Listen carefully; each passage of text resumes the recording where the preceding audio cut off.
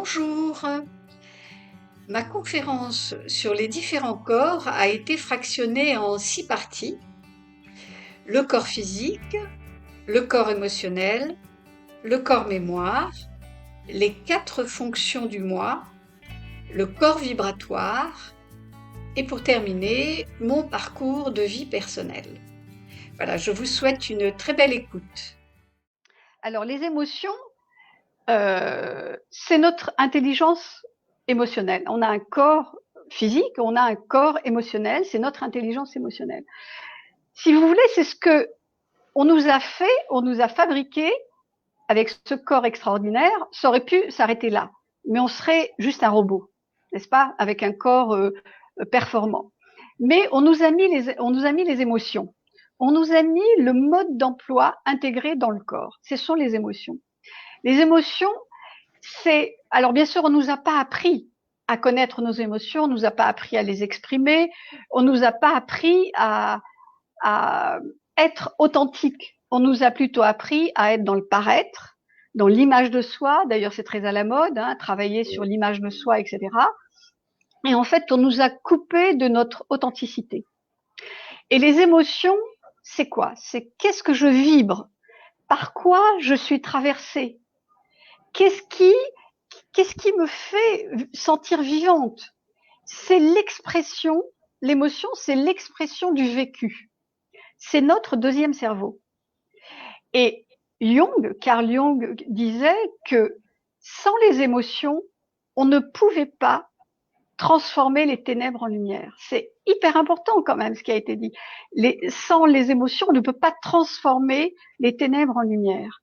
Alors, on va voir d'une manière simple. Moi, j'ai répertorié trois notions d'émotion qu'on va voir très simplement. C'est l'émotion vient nous montrer quelque chose de base, sur nos besoins de base. Ça veut dire, on prend un exemple. Vous êtes en train de marcher dans la rue, il y a quelqu'un qui vous suit derrière qui n'a pas l'air très net. Qu'est-ce qui va apparaître comme émotion? C'est la peur. C'est un signal qui est hyper important. Elle va nous donner l'indication qu'il y a peut-être un danger. Donc, on va accélérer le pas, on va rester vigilant pour arriver chez nous. Si on n'avait pas ça, on n'aurait aucune conscience du danger. Un autre exemple. Ça, c'est sûr, c'est vraiment les besoins de base. Un autre exemple.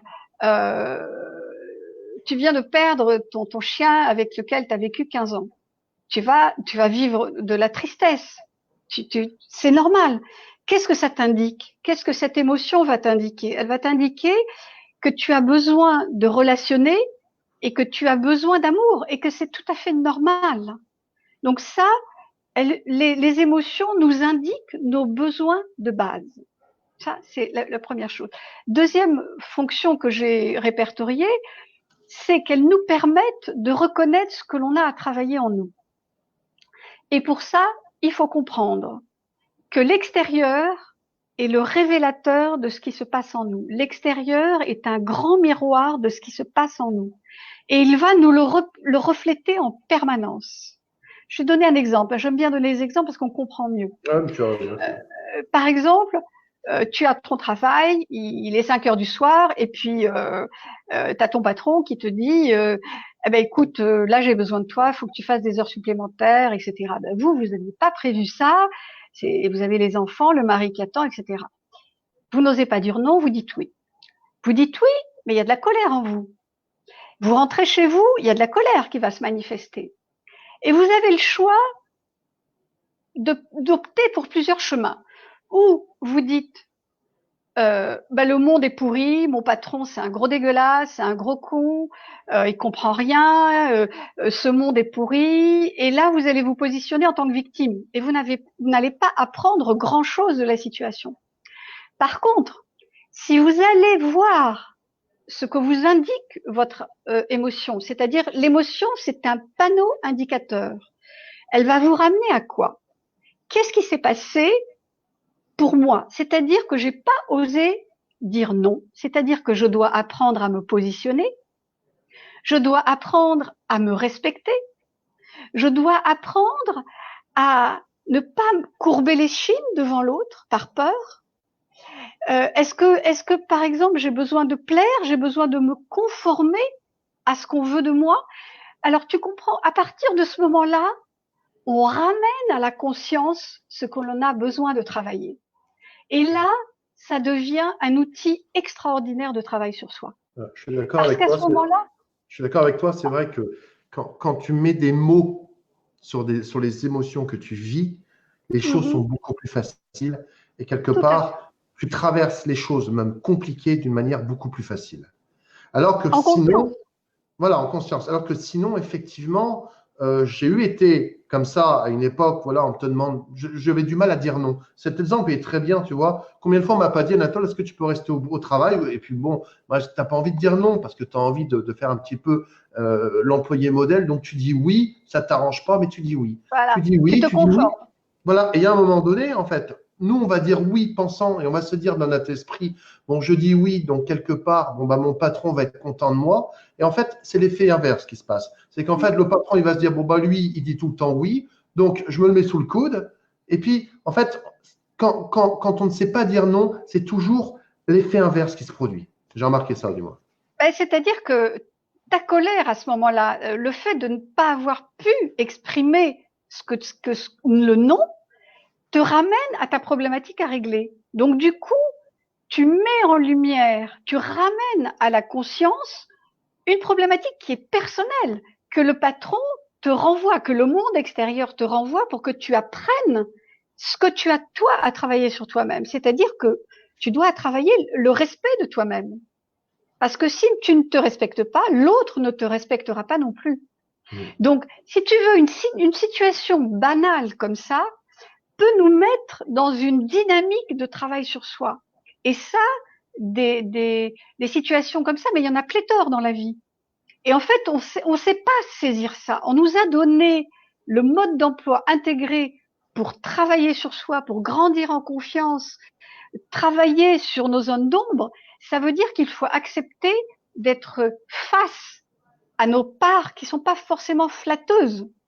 Bien sûr on va faire ce face à face avec notre ombre. On va devoir faire ce face à face avec les difficultés que l'on a. Mais en même temps, si on les aide pas à émerger à la conscience pour en faire quelque chose, elles vont rester enfouies et on n'en fera jamais rien.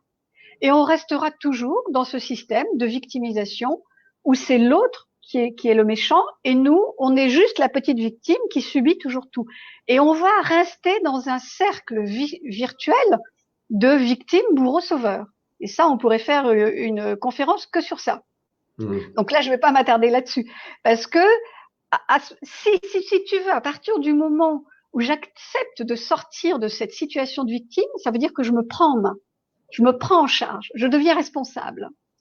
Et à ce moment-là, je vais désamorcer une problématique à la racine.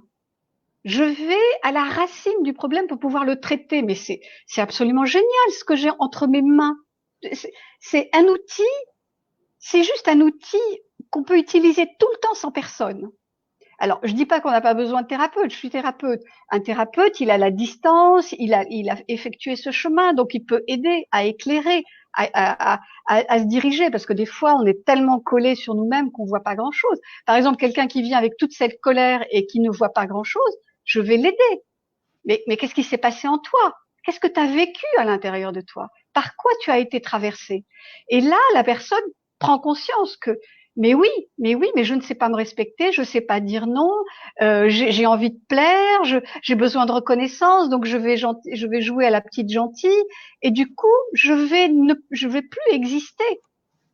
Et vous voyez, ce qui se passe quand on rentre dans ce processus de travail sur soi, on va aller recontacter toutes les valeurs que j'ai énumérées tout à l'heure. C'est-à-dire qu'on va avoir besoin de cohésion, d'engagement vis-à-vis de nous-mêmes, de responsabilité. On va avoir besoin d'autonomie, ou sinon on sera toujours dépendant de quelqu'un pour nous renvoyer qui on est, alors qu'on peut aller voir nous-mêmes qui on est. On va rentrer dans une discipline pour se connaître toi-même. Tout ça, tout ce processus, c'est pour connais-toi toi-même, révèle-toi à toi-même. Et on l'a en soi, on a les clés en soi. Et si tu veux, moi, En séance individuelle, j'accompagne les gens à faire ça. Et par rapport à Internet, par rapport aux ateliers, etc., moi, j'ai décomposé ce processus, je l'ai décortiqué pour le rendre accessible, pour qu'il puisse être intégré par n'importe qui puisse avoir envie. Et en plus, si tu veux, comme c'est la base, on peut travailler ça. C'est-à-dire que même si tu es en thérapie, même si tu fais de l'hypnose, même si tu fais de la méditation, ce travail sur toi, il est accessible à chaque instant et il va t'aider à te construire et à devenir responsable de ta propre vie. Donc, qui que ce soit peut avoir accès à ça et j'aide à rentrer dans ce processus. Si tu veux, moi, j'initie les gens à rentrer dans ce processus de responsabilité et d'autonomie. Et la dernière phase, parce que j'avais pas fini mon truc émotionnel, c'est que la dernière partie que j'ai voulu mettre en évidence, c'est que l'émotionnel peut venir raviver une blessure intérieure. Hein, c'est comme la blessure physique. Si quelqu'un vient se frotter contre ta blessure et qu'elle n'est pas cicatrisée, à un moment donné, ça va faire mal. Donc, ça va raviver des blessures du passé. Et c'est là qu'on va passer, on va passer au corps mémoire, on va passer aux mémoires engrammées dans le corps. S'il y a des questions, je prends, hein, Oui, Anatole. oui, Hein, bien sûr, je te les dirai d'accord. après, il n'y a pas de souci. Ok, ok, il n'y a pas de souci. Donc, si tu veux, voilà, on a vu. Je vous remercie pour le temps que vous avez accordé à l'écoute de cette vidéo. Les prochaines seront postées à une fréquence d'1 fois par mois. À très bientôt.